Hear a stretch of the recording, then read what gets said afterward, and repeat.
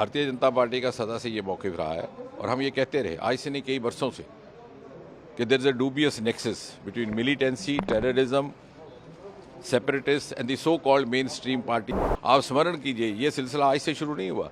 70 और 80 के दशक में भी नेशनल कॉन्फ्रेंस के नेता पाकिस्तान जाया करते थे, वहाँ मुज़ाकरात होती थी अमानुल्लाह खान से, और वहाँ बैठ करके तथाकथित आज़ादी का मंसूबा बनाया जाता था। सन 1987 का जो चुनाव हुआ और उसके बाद जिस प्रकार की परिस्थितियाँ बिगड़ी, तो नेशनल कॉन्फ्रेंस के नेताओं ने अपने काडर को कहा कि आप इस्लामाबाद जा कर के हथियारों में चलाने में प्रशिक्षण प्राप्त करिए, और 8-10% वोट टर्नआउट मैनेज करके वंशवाद को बढ़ाते हुए पुष्ट दर पुष्ट ये कुछ एक पार्टी अपना राज करती रही। और ये सारा कुल मिलाकर के अगर आप एक घटनाक्रम देखें और इस परिप्रेक्ष्य का अध्ययन करें तो आप पाएंगे कि एक वेस्टेड इंटरेस्ट है जो चाहता ही नहीं कि जम्मू कश्मीर में हालात सामान्य हों। भारतीय जनता पार्टी का सदा से ये मौक़िफ़ रहा है और हम ये कहते रहे आज से नहीं कई वर्षों से कि there is a dubious nexus between militancy, terrorism, separatists and the so-called mainstream parties of the Kashmir Valley and also the Congress party which practice separatism in the garb of so-called mainstream democracy। आप स्मरण कीजिए, ये सिलसिला आज से शुरू नहीं हुआ। 70 और 80 के दशक में भी नेशनल कॉन्फ्रेंस के नेता पाकिस्तान जाया करते थे, वहाँ मुज़ाकरात होती थी अमानुल्लाह खान से, और वहाँ बैठ करके तथाकथित आज़ादी का मंसूबा बनाया जाता था।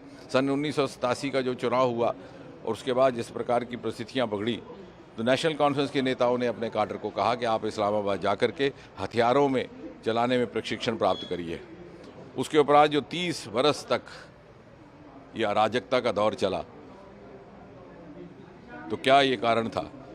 It's not a simple coincidence कि जब भी चुनाव की तिथि तय होती कश्मीर घाटी में तो 8-10% मतदान होता, पाकिस्तान से हड़ताल का आह्वान होता, श्रीनगर में दुकानें बंद होती, पाकिस्तान से पोल बाइकआउट होता, और 8-10% वोट टर्नआउट मैनेज करके वंशवाद को बढ़ाते हुए पुष्ट दर पुष्ट ये कुछ एक पार्टी अपना राज करती रही। और अब पहली बार जब मोदी जी ने फिजा खोली है, मैं तो कहूँगा पहली बार लोकतांत्रिक आकांक्षा ने पुनर्जन्म लिया है कश्मीर घाटी में। There is a resurgence of democratic aspiration, और उत्साह है मतदाता में भी और मत मांगने वाले कैंडिडेट्स में, उम्मीदवार में। और ये आपने देखा कि उसका नतीजा क्या हुआ। और ये ना केवल इनको हताश कर रही है, लेकिन जो मंसूबा इनका चल रहा था उसको भी इनको लगता है कि कहीं ना कहीं उसका अब अंत समय आया है।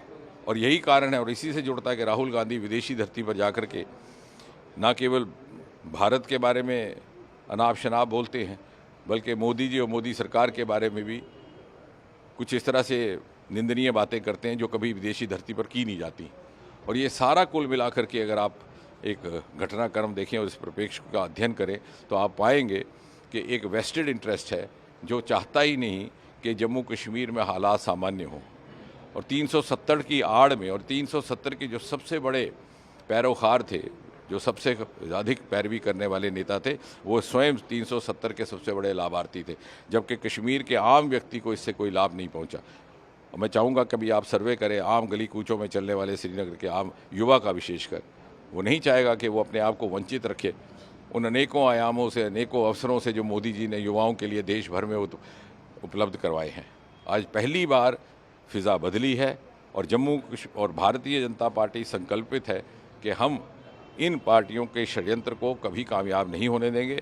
हम जम्मू कश्मीर को फिर से उसी दौर में धकेलने का इनका प्रयास नाकाम करेंगे, और हमारे साथ जम्मू कश्मीर का प्रत्येक नागरिक सहयोग करने को तैयार है। मोदी जी की नेतृत्व में इस यात्रा का, विकास यात्रा का हिस्सा बनने को जम्मू कश्मीर निकल पड़ा है। If you like this video, then like, share and subscribe to ET Now।